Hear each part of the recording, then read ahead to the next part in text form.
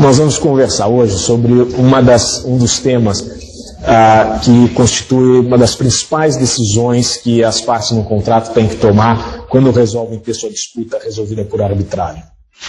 E essa decisão é saber se a arbitragem vai ser administrada por uma instituição, a chamada Câmara Arbitral, ou se vai ser uma arbitragem não administrada, chamada ad hoc ou avulsa.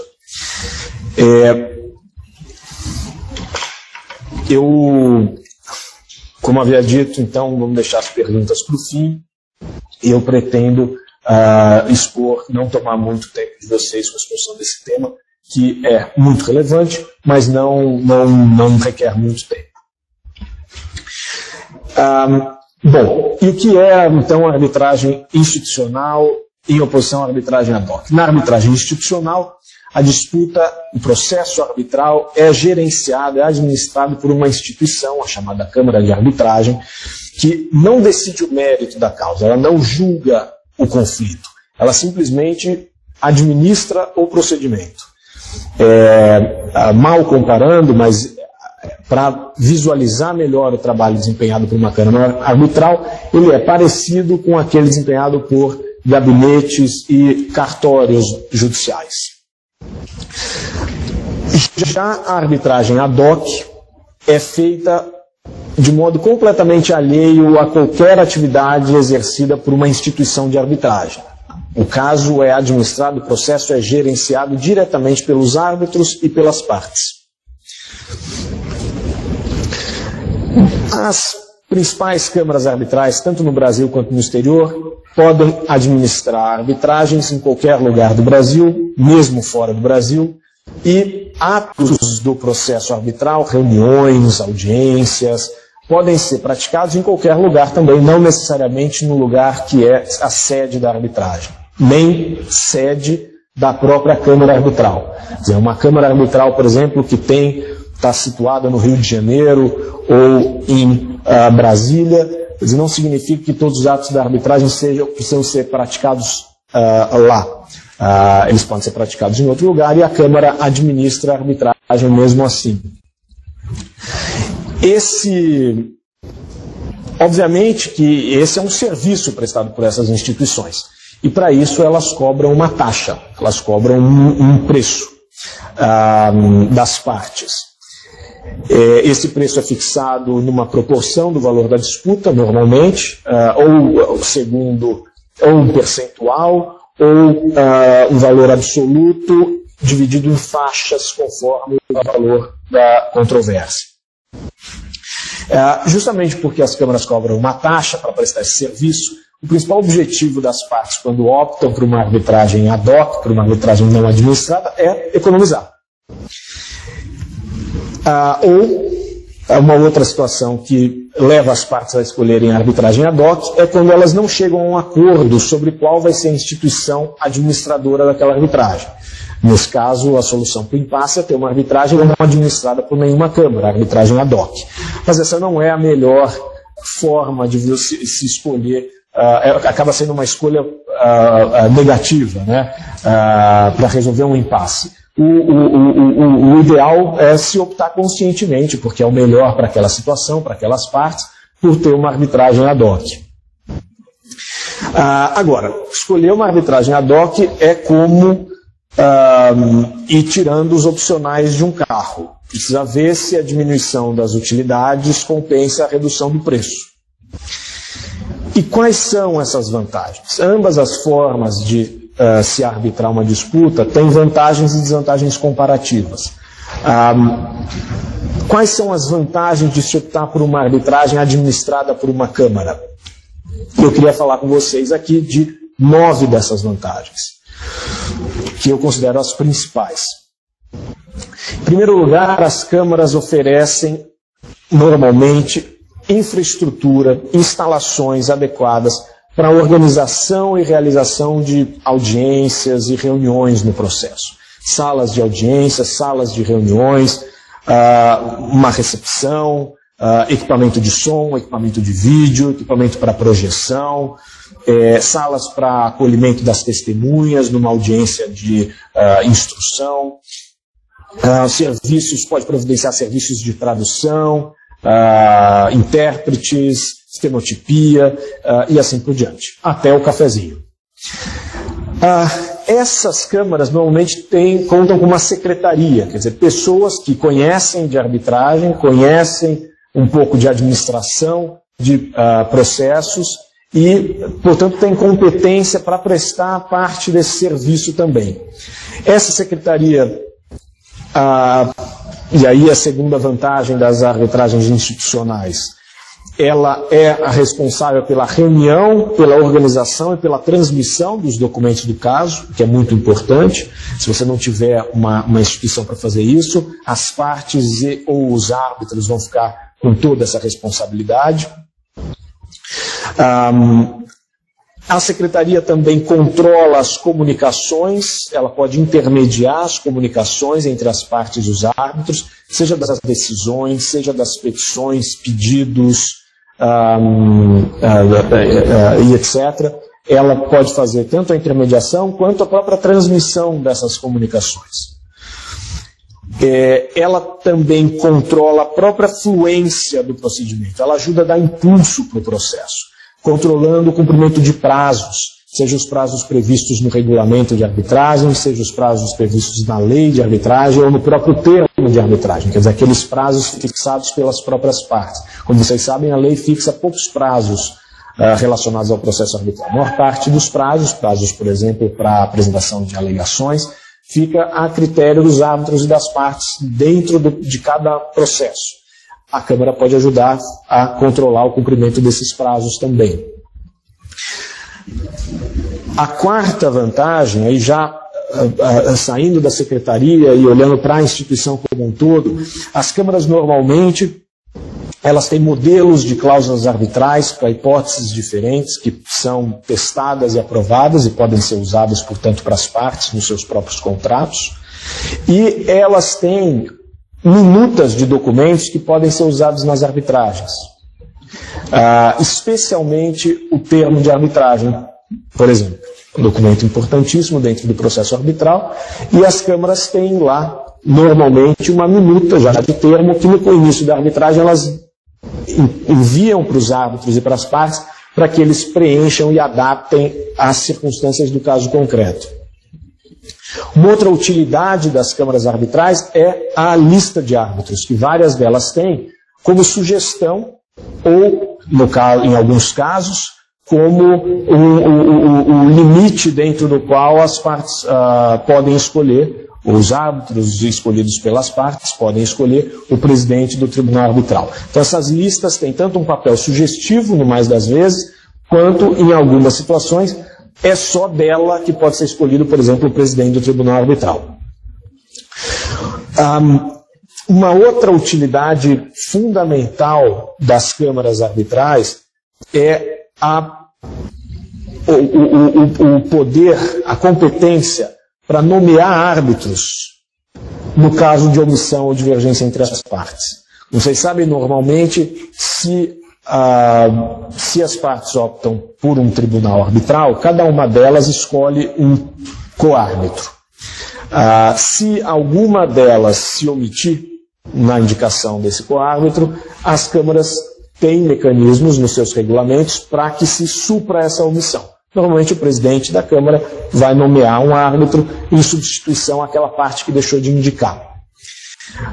Quando as partes escolhem um árbitro único, ou mesmo quando escolhem um tribunal e seus coárbitros desse tribunal, nessas duas hipóteses é preciso haver acordo dos dois lados para que se nomeie o terceiro árbitro, presidente, no caso do tribunal, ou o árbitro único, no caso da arbitragem ser julgada por apenas um árbitro. Então, um árbitro único, as partes têm que chegar a um acordo sobre um nome. Tribunal arbitral, os árbitros indicados pelas partes têm que chegar a um acordo sobre o nome do presidente.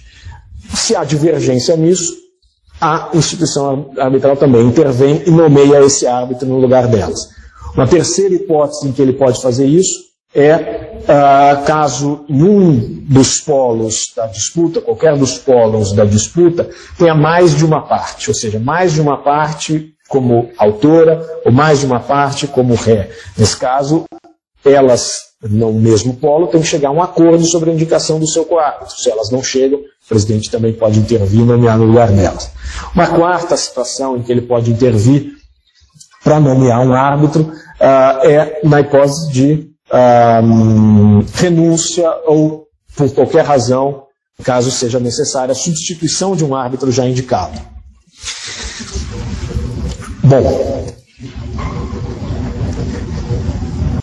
uma sétima vantagem da arbitragem institucional, que normalmente elas têm mecanismos, muitas vezes comissões, responsáveis por julgar pedidos de impugnação a um árbitro, por falta de independência ou imparcialidade, por exemplo, por falta de qualquer dos requisitos legais para que aquela pessoa atue como árbitro.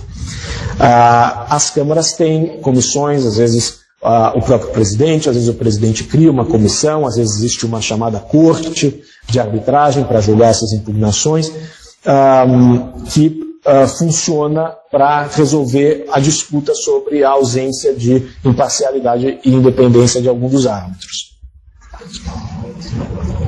Uma oitava vantagem das câmaras de arbitragem é que algumas delas, não todas, mas algumas delas, contam com um mecanismo para fazer uma conferência, uma checagem do laudo, aspectos formais do laudo especialmente. Esse trabalho de conferência ajuda a diminuir as chances de erros e tem sido considerado bastante útil. Duas das principais câmaras internacionais prestam um serviço desse tipo. A CCI, a Corte de Arbitragem da Câmara de Comércio Internacional, faz o que chama de escrutínio do laudo, e a Câmara de Arbitragem Internacional de Londres faz uma espécie de monitoramento. Mas a ideia é essa, a ideia é fazer uma espécie de conferência dos aspectos formais do laudo para evitar a ocorrência de erros. E uma nona vantagem, que eu propositadamente deixei para o fim, da opção pelas câmaras arbitrais, pela arbitragem institucional, é menos formal, ela é mais informal, mas no dia a dia da arbitragem ela é capital. A Câmara, por meio da Secretaria, da Presidência, etc., ela atua, de certa forma, como mediadora intermediária da relação entre as partes e os árbitros, poupando os dois lados de certos desgastes. Há temas delicados sobre processo a serem discutidos em qualquer arbitragem. Sobre esses temas, por exemplo, uma decisão mal entendida, um equívoco na aplicação de uma própria decisão tomada pelo tribunal, demora às vezes eventualmente excessiva na tomada de alguma providência, e principalmente a fixação dos honorários dos árbitros, são alguns desses temas sensíveis que a Câmara ajuda a resolver como mediadora das partes, dessa relação entre as partes e os árbitros.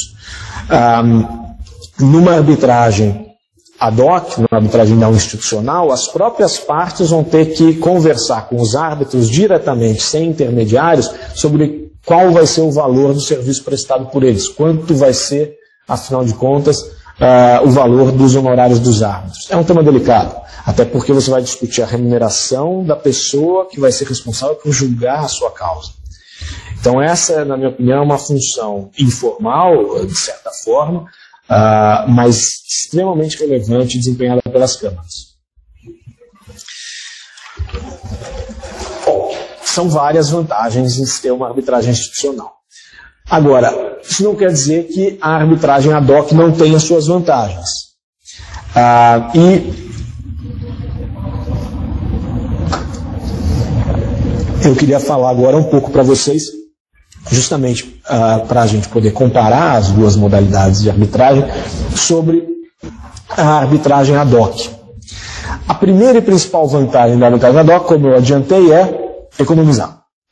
Ela, de fato, vai ser mais barata, ou tende a ser mais barata do que a arbitragem institucional, porque justamente não vai haver uma Câmara, uma instituição responsável por administrar o processo, portanto, não vai haver a cobrança por esse tipo de serviço.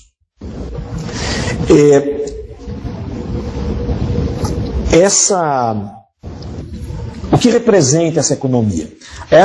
A Câmara de Comércio Internacional, a Corte de Arbitragem da Câmara de Comércio Internacional, fez há algum tempo um levantamento sobre qual seria o custo das câmaras arbitrais, dessa taxa cobrada pelas câmaras, em proporção ao custo total de uma arbitragem.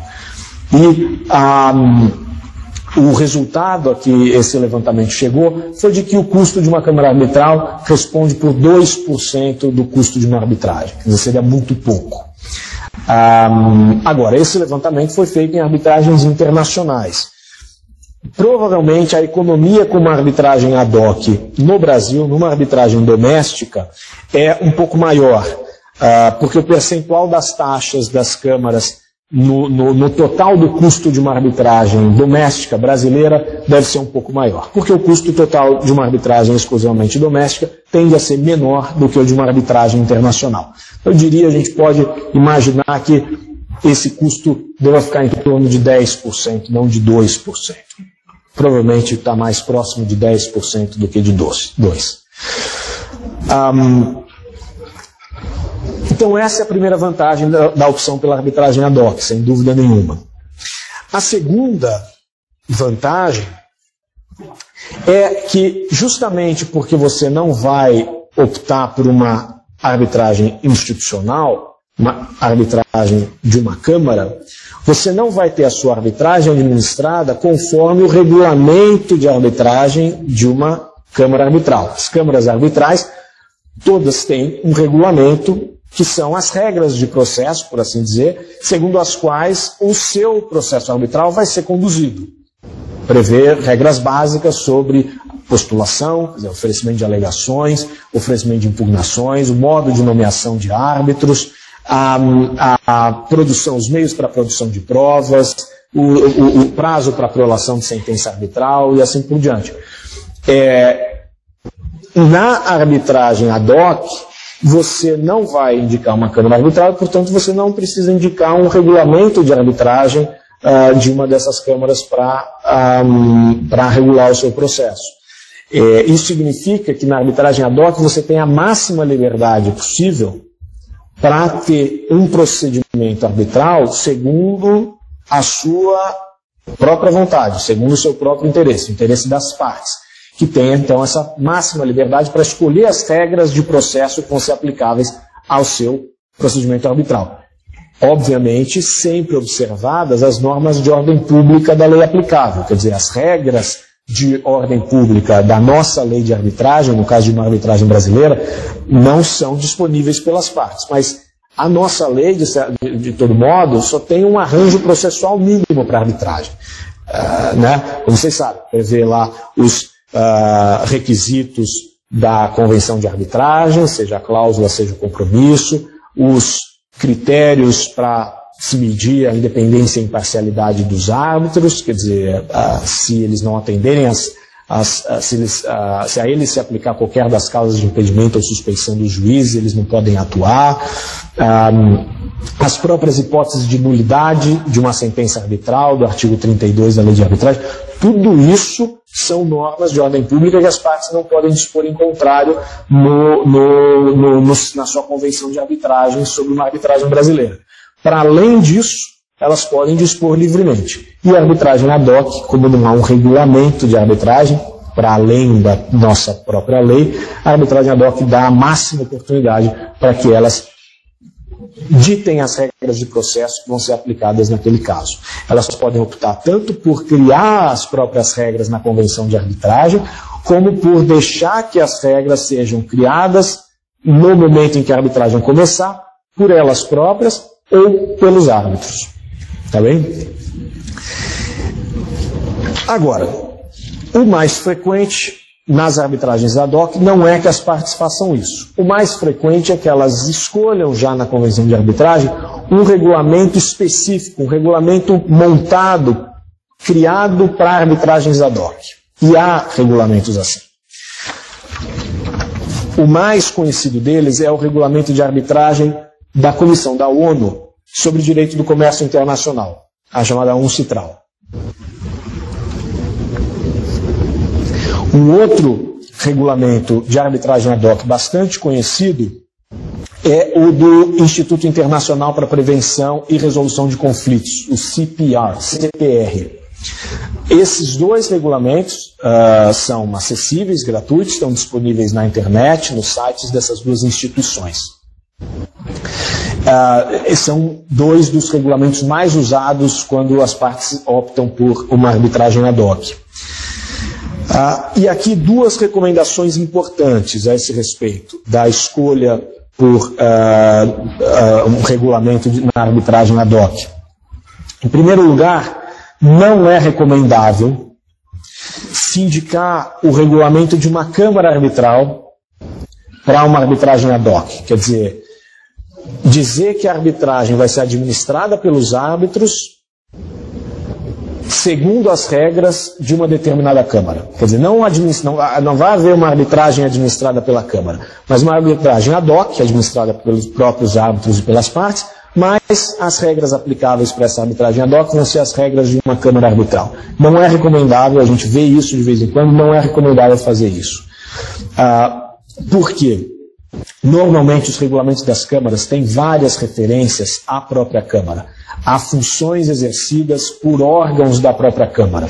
Ou seja, uma vez que esse regulamento tem que ser aplicado para uma arbitragem onde não exista a Câmara, você vai ter dúvidas e, portanto, disputas, porque está num ambiente de conflito, sobre como resolver o exercício daquela função. Então, por exemplo, o regulamento de arbitragem da Câmara de Arbitragem Fiesp-Ciesp fala que o presidente da Câmara de Arbitragem fará um juízo sobre a existência e a validade da cláusula de arbitragem, sobre conexão de demandas. A ele cabe decidir também sobre pedidos de prorrogação de prazo para se prolatar a sentença arbitral. Em caso de impugnação a árbitro, a ele cabe constituir uma comissão de 3 árbitros dentre os membros da lista para se decidir a impugnação e assim por diante. Quer dizer, todas essas referências a um papel desempenhado pelo presidente da Câmara na arbitragem ad hoc vão ficar confusas. As partes não vão saber como exatamente resolver o desempenho dessas funções. Uma outra coisa que não é recomendável fazer é, de certa forma, o oposto disso, o inverso disso, que é indicar um regulamento específico de arbitragem ad hoc, esses que eu falei, por exemplo, da UNCITRAL ou do CPR, para ser administrada por alguma instituição. Já vi isso acontecer em contratos, quer dizer, a parte diz que a arbitragem vai ser administrada pela instituição X, segundo as regras de arbitragem da UNCITRAL. É arriscado fazer isso porque a maior parte das câmaras não administra, se recusa a administrar arbitragens que não se submetam às suas próprias regras. Tá? Bom,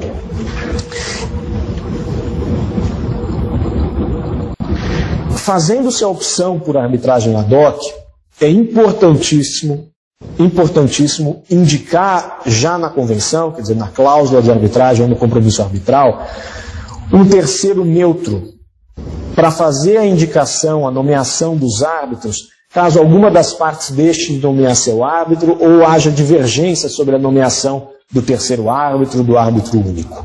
Ou, no caso de arbitragem com múltiplas partes, haja divergência no polo com essas múltiplas partes sobre a nomeação do seu coárbitro. Quer dizer, todos os casos em que haja um impasse sobre a nomeação de um árbitro, como você não tem uma instituição administradora que vai poder suprir esse impasse, é importante, quando se opta por uma arbitragem ad hoc, a deixar claro qual vai ser a autoridade que vai ser responsável por fazer essa nomeação no lugar das partes.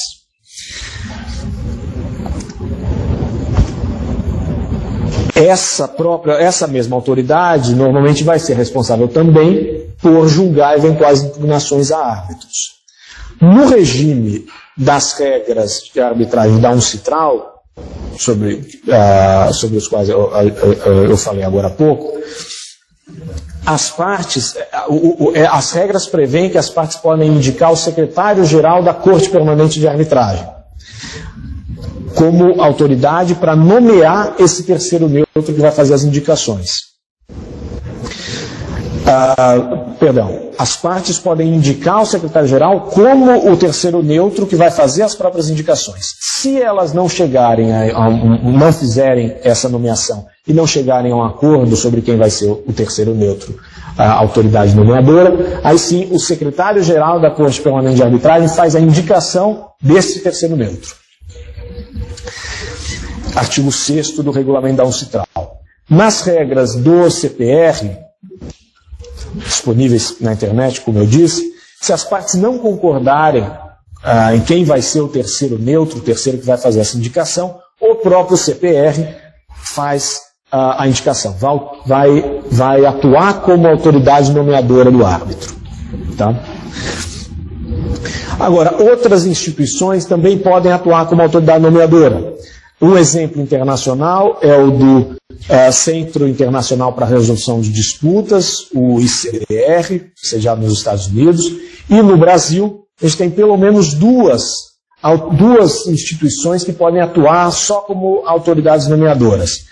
A presidência do Centro de Arbitragem da CCBC, da Câmara de Comércio Brasil-Canadá, e a presidência da Câmara de Arbitragem da Fiesp-Ciesp, são dois exemplos. No próprio regulamento, eles prevêem que o seu presidente pode atuar, ser indicado, portanto, numa convenção de arbitragem, como esse terceiro neutro, como a autoridade que vai nomear o árbitro no caso de impasse ou omissão das partes. Essas instituições cobram uma pequena taxa para prestar esse serviço, um serviço diferente daquele de administração da arbitragem. O CAMB-CCBC cobra R$4.000 para a indicação de cada árbitro e a Câmara da Fiesp-Ciesp cobra R$5.000 para fazer essa mesma indicação por árbitro. Há uma outra opção, uma outra ação fundamental quando se opta por uma arbitragem ad hoc é a nomeação de um secretário competente, um secretário com experiência. Todo esse trabalho, como a gente disse, numa arbitragem ad hoc, todo o trabalho de gerenciamento do processo fica a cargo das partes e dos árbitros. A nomeação de um secretário pelo tribunal arbitral, claro que com a concordância das partes, que possa fazer ao menos parte desse processo de administração e gerenciamento do processo, é fundamental. Imagine todo o trabalho cartorial que, se desempenhado pelo árbitro ou árbitros, vai tomar deles o tempo que eles vão estar dedicando a entender e resolver a disputa. Então, esse secretário pode tomar todas aquelas providências de que a gente falou, que são tomadas normalmente pelas câmaras arbitrais. Um critério importante para se decidir pela arbitragem ad hoc, a meu ver, é o grau de experiência das partes e dos árbitros que vão ser indicados com arbitragens desse tipo, quer dizer, arbitragens não administradas. É fundamental que eles tenham algum tipo de experiência com arbitragens desse tipo, porque ela requer dos atores, quer dizer, dos árbitros e das partes, um grau maior de maturidade, de preparação para lidar com um processo que não vai ter nenhum cartório. Na nossa realidade, na nossa mentalidade no Brasil, a gente está muito acostumado a lidar com cartórios, com gabinetes, com secretarias. E na arbitragem ad hoc a gente não tem isso. No controle da fluência do processo, da transmissão e conservação de documentos, protocolos, etc., a gente abrir mão disso está um pouco distante da nossa cultura. E, portanto, oferece alguns desafios e por daí a recomendação de que seja feito entre partes e árbitros com algum grau de experiência já. Não necessariamente em arbitragens ad hoc, mas no mínimo algum grau de experiência já com a arbitragem, no modo como a arbitragem funciona.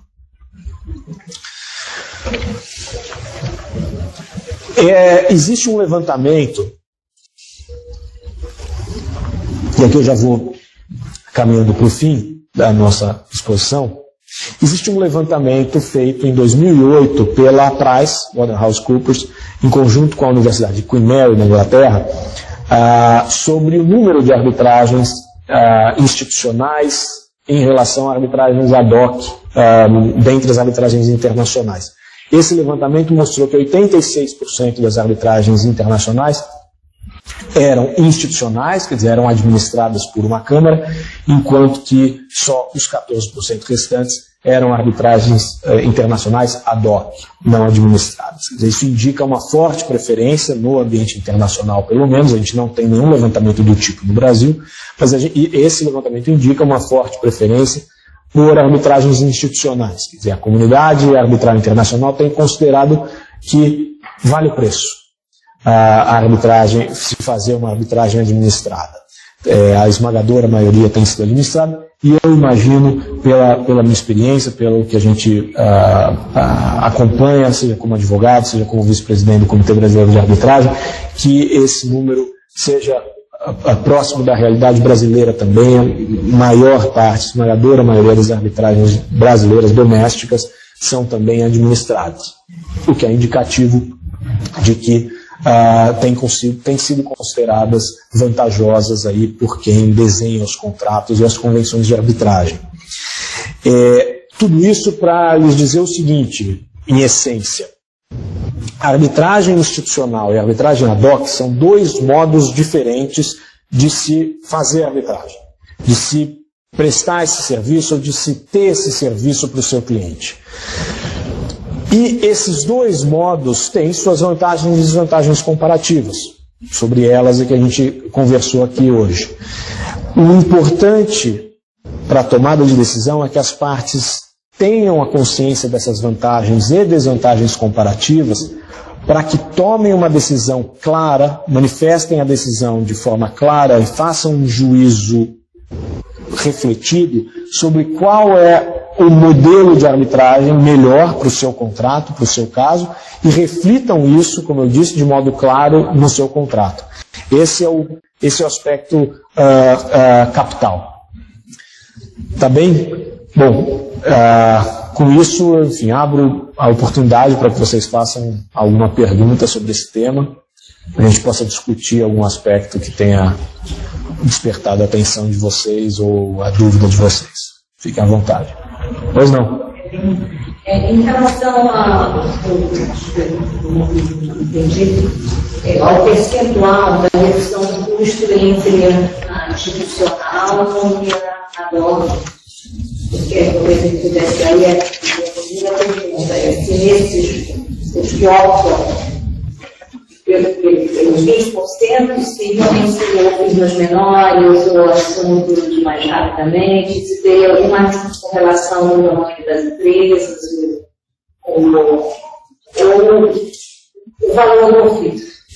Sem dúvida tem relação com o valor normalmente do contrato. Pois não, eu vou só repetir a pergunta da colega para ficar registrado no vídeo. Ela quer saber um pouco mais sobre o que eu falei a respeito de como a arbitragem, a opção pela arbitragem ad hoc reduz os custos de uma arbitragem e quais são exatamente as circunstâncias em que as partes escolhem uma arbitragem ad hoc querendo reduzir o custo da sua arbitragem total. Se essa é uma opção feita por empresas grandes, conforme o tamanho da empresa ou a experiência das partes ou o tamanho do conflito, etc. E a resposta é sim para o tamanho do conflito e, portanto, do contrato.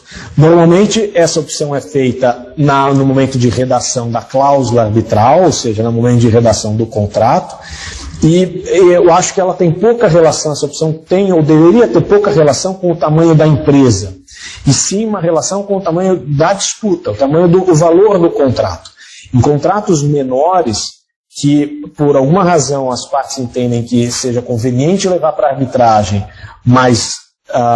e não para o judiciário, mas queiram manter os custos da arbitragem num valor menor possível, pode fazer sentido optar pela arbitragem ad hoc para reduzir esses custos com a taxa de administração da Câmara. Então, normalmente tem ou deve ter relação direta com o valor do contrato e, portanto, com o valor potencial da disputa. Está respondida a sua pergunta? Mais alguma coisa? Pois não. Eu queria saber se o número da pode ser um árbitro só, ou o cara partilhar o seu árbitro, ele escolhe uma praia. Essa é uma boa pergunta. O colega está perguntando se nas arbitragens ad hoc normalmente são escolhidos um árbitro apenas ou um tribunal, quer dizer, normalmente de 3 árbitros. São opções, e essas são as duas primeiras e principais opções que as partes têm que fazer quando optam pela arbitragem, ad hoc ou institucional, 1 ou 3 árbitros. Não existe correlação entre a opção pela arbitragem ad hoc e a opção por um número específico de árbitros. Não existe essa correlação necessária. Mas, como normalmente a opção pela arbitragem ad hoc é pautada pela intenção de reduzir os custos da arbitragem em contratos menores, ela muitas vezes vem acompanhada da opção também por um árbitro único. Porque com isso você consegue economizar tanto na ponta da taxa de instituição administradora, quanto na ponta dos honorários dos árbitros. E aí sim, se você tiver uma arbitragem ad hoc com um árbitro único, a gente está falando de um processo com um custo substancialmente inferior ao de uma arbitragem administrada e julgada por 3 árbitros. A diferença aí passa a ser muito maior do que esse percentual que a gente falou aqui. Pois não. Às vezes eu vejo, além da questão do custo, às vezes eu vejo as partes escolhendo a arbitragem ad hoc com medo de falta de independência e parcialidade da instituição. O que eu acho, de certa forma, posso me violência. Porque o equilíbrio de liderança e as instituições são quase todas essa direção de independência.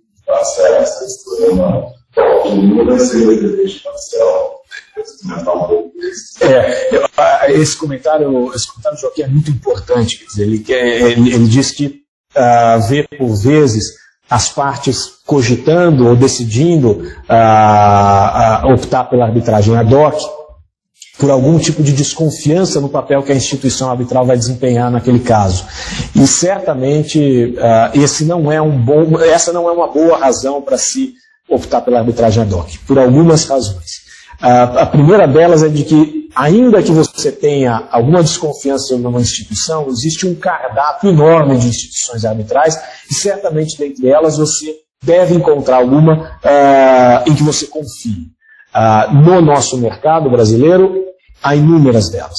E, na bem da verdade, não há razões, se você olhar as 5 ou 10 principais câmaras de arbitragem brasileiras, não há razões para você desconfiar do papel que elas vão desempenhar naquele processo, na administração daquele processo. Até porque, como se sabe, se você optou por um tribunal arbitral, você vai ter total autonomia para a indicação do seu coárbitro. E é ao tribunal arbitral que compete a principal tarefa de uma arbitragem, que é julgar a disputa. A instituição administradora pode ter um papel a desempenhar, como eu disse, na omissão, em caso de omissão ou impasse das partes, na nomeação dos árbitros. Mas mesmo quando desempenham esse papel, as instituições arbitrais têm se portado com correção e independência nessa indicação, vamos dizer assim, subsidiária às partes. Então, realmente, a desconfiança da instituição não é uma boa razão para optar pela arbitragem ad hoc, como eu disse, assim como a existência de divergência sobre qual vai ser a melhor instituição para aquele caso. Melhor, no caso de divergência entre as partes, sobre qual vai ser a melhor instituição, a melhor é conversar e encontrar, há tantas opções que certamente elas podem conversar e encontrar uma que satisfaça ambas, para escolher, caso elas queiram uma arbitragem institucional.